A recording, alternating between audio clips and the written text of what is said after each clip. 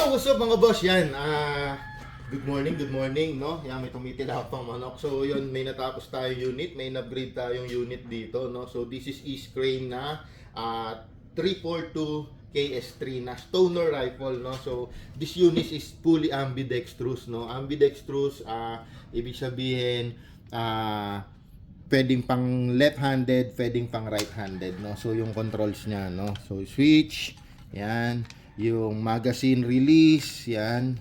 Tapos yung bolt release, no? Yun, no? Tapos kung mapapansin nyo, naka Strike Industries na flat speed trigger na siya. Kasi nilagyan natin siya ng digital trigger unit. So naka DPU na to. Tapos fully reinforced na yung internals nito. Naka CNC na chamber na rin siya, half-up chamber. Siyempre, kung makikita nyo, naka-EU tech set na rin, no? So, this is the batch of G45, no? So, ito yung X5, no? Yan, no? Napakaganda, no? Tapos, naka-M-lock tayo na forward grip, no? So, yan, no? Diba? Napakaganda, no? Ngayon, this is around 500 FPS, no?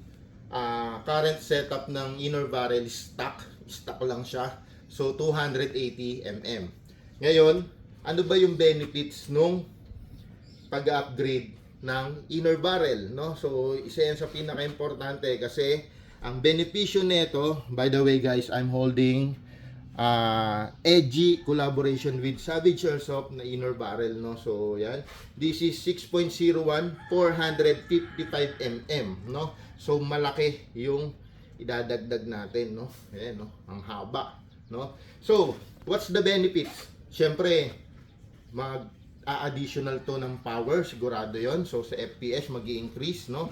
Malalaman natin yon kasi ipuputo ko to ngayon, ikokrono ko to ngayon versus dun sa magpapalit tayo ng inner barrel, no? So syempre yung range, lalayo yung range, syempre, di ba? Accuracy, di ba?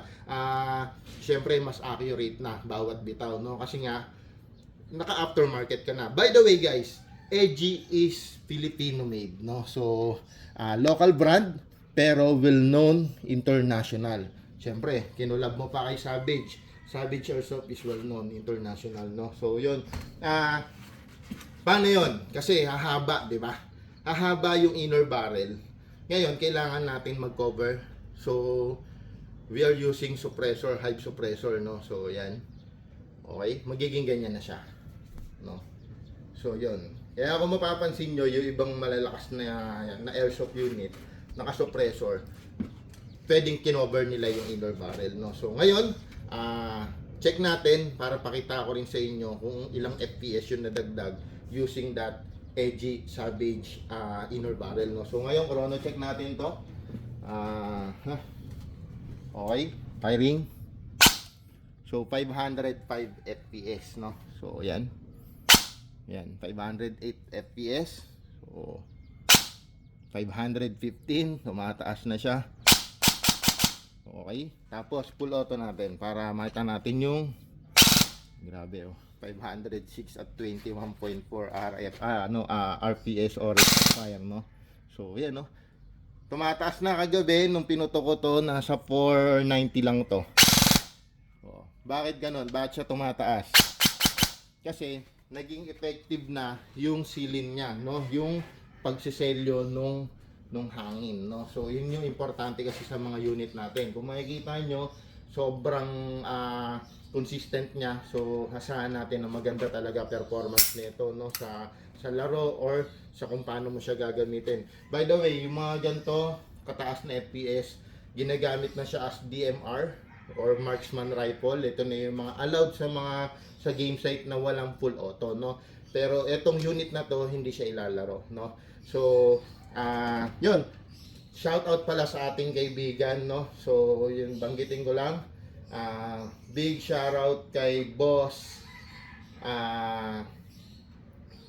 Erickson Nolasco, no? So si Sir Erickson Nolasco is taga nagpapa-shoutout siya. So magagawa na tayo ng mga ganitong video, no, para hindi tayo AI, no? So yan, taga ano siya, Malilipot Albay. So Bicolano si boss, no? So yan yung ating kaibigan nagpapa-shoutout sa atin, no. So yun, maraming salamat, boss, no. Ngayon, gagamitin to pang ano lang, pang libangan, pang hobby, pang recreational lang niya, no. So may farm si boss, no. May farm yung ating kaibigan. So doon lalaro to. So gagawin natin, pakita ko sa inyo, magpapalit tayo, balikan ko kayo. So what's up mga boss, yan meron tayo ditong brand new out of the box na unit, diretso upgrade, no. So in-upgrade natin to. Ang stock FPS niya is 380, no, around 380 to 390 FPS, no. Ngayon this is AEG o battery operated, no. East Crane unit na 342 KS3 stoner rifle, no. So kompleto yan ng markings, no. Ayan. So markings by Knights Armament, full metal unit, syempre polymer yung kanyang grip, kabat stock, no. Adjustable, no. Ngayon pinaupo natin yung EOTech natin. Ito yung EOTech natin na G45. So ito yung latest version, no. Tapos naglagay tayo ng M-lock na forward grip, no. Tapos naka suppressor tayo na 6 inches kasi nag-extend tayo ng inner barrel, syempre by AG, no. AG Savage Airsoft yan, no. Ngayon fully ambidextrous tong unit na to, guys. So pwede siyang both left-handed and right-handed, no. Pwede, no. Ngayon try natin, no, kung naging effective ba yung upgrade natin. Guys, kung makikita nyo, naka Strike Industries na flat speed trigger, yon, sorry. Naka DTU kasi to, digital trigger unit, no. Ngayon reinforced na yung lahat ng internals nito, no. Tapos yan, naka CNC chamber na rin siya, no. Ngayon chrono check natin. Firing. Uy, may tinamaan yung sensor. So yon. Okay. So from 380 FPS, no. Yon. Yon.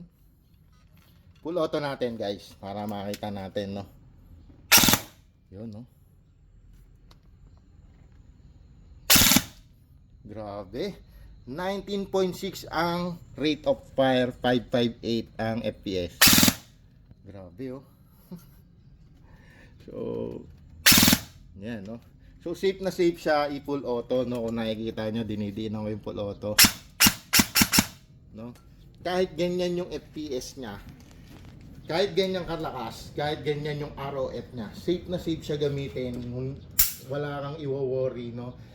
Safe yung gearbox, maganda yung compression, maganda yung mga pyesa na ginamit natin, no. So ganun ka-secure kasi yun, magandang investment, solid na investment, hindi biro, no. So kailangan maayos yung gawa, no. So yun.